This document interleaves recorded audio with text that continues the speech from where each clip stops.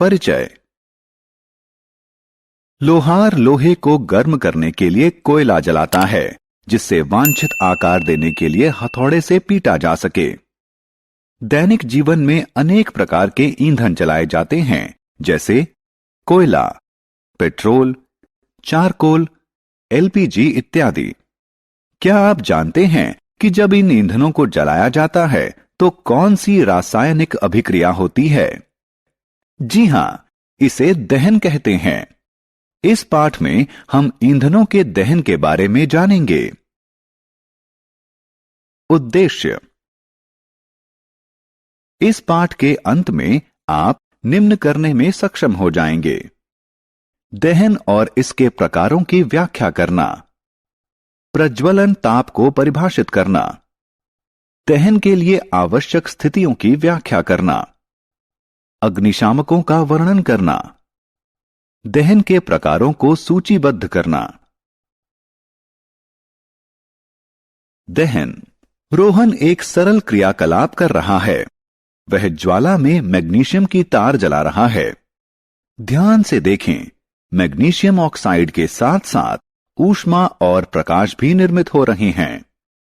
अब जलते हुए कोयले को देखें। यह वायु में जल रहा है और कार्बन डाइऑक्साइड, ऊष्मा व प्रकाश निर्मित कर रहा है। दोनों उदाहरणों में पदार्थ वायु की ऑक्सीजन से अभिक्रिया करके ऊष्मा व प्रकाश का निर्माण करते हैं।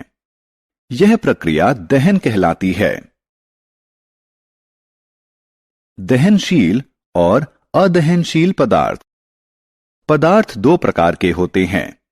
कुछ पदार्थ आग पकड़ लेते हैं और जलते हैं, जबकि कुछ पदार्थ आग नहीं पकड़ते हैं। जैसा कि आप देख सकते हैं कि यह लड़का माचिस की जलती हुई तीली को कागज और कांच के पास ला रहा है। कागज आग पकड़ लेता है और इसलिए यह दहनशील पदार्थ कहलाता है।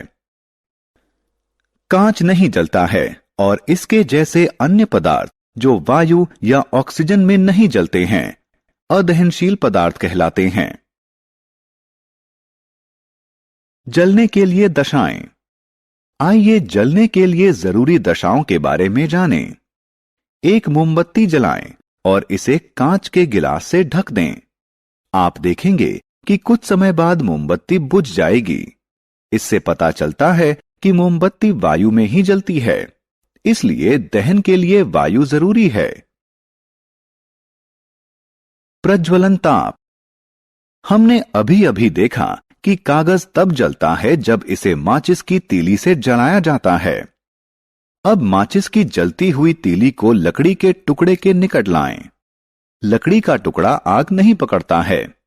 माचिस की एक जलती हुई तीली लकड़ी के टुकड़े को जलाने के लिए पर्याप्त नहीं है, लेकिन इससे कागज शीघ्र ही जलने लगता है। ऐसा इसलिए है क्योंकि लकड़ी अपने प्रज्वलन ताप तक नहीं पहुंची। प्रज्वलन ताप वह न्यूनतम तापमान है जिस पर पदार्थ आग पकड़ लेता है। ज्वलनशील पदार्थ। आपकी मां ने बताया होगा कि किचन में माचिस की तीली या लाइटर को एलपीजी स्टोव से दूर रखना चाहिए। ऐसा इसलिए क्योंकि एलपीजी आसानी से आग पकड़ लेती है। इसी प्रकार आपने पेट्रोल पंपों पर धूम्रपान न करें के बोर्ड अवश्य देखे होंगे। ऐसा इसलिए क्योंकि पेट्रोल भी बहुत आसानी से आग पकड़ लेता है, इसीलिए पेट्रोल पंपों पर धूम्रपान वर्जित होता है। एलपीजी व पेट्रोल जैसे पदार्थ ज्वलनशील हैं क्योंकि उनका प्रज्वलन ताप बहुत कम होता है, जिसके कारण वे शीघ्र ही सरलता से आग पकड़ लेते हैं। आग पर नियंत्रण करना।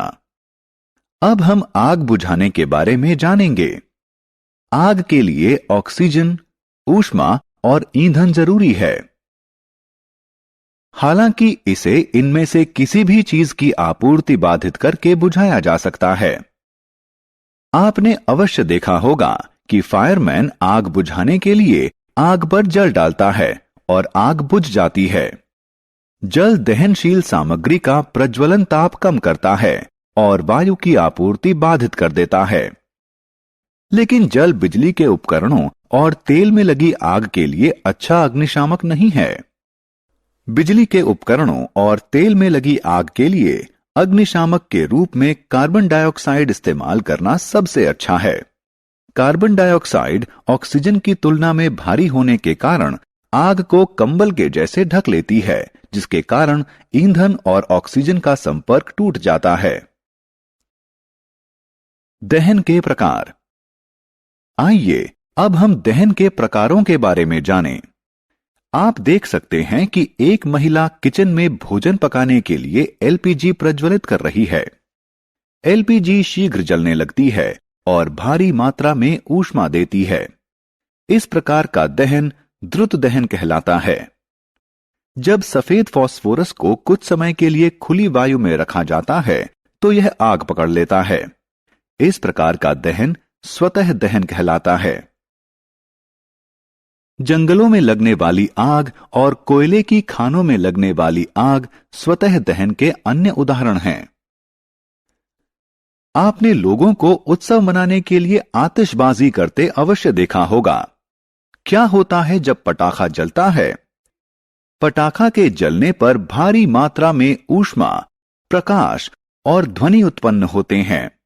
इस प्रकार का दहन विस्फोट कहलाता है।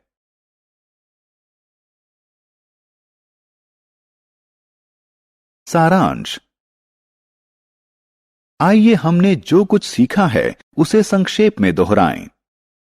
वे पदार्थ जो वायु में जलते हैं दहनशील कहलाते हैं। दहन के लिए ऑक्सीजन जरूरी है। कोई पदार्थ जिस न्यूनतम तापमान पर आग पकड़ लेता है उसे उसका प्रज्वलन ताप कहते हैं। दहन अनेक प्रकार के होते हैं, जैसे द्रुत दहन, स्वतः दहन, विस्फोटन इत्यादि।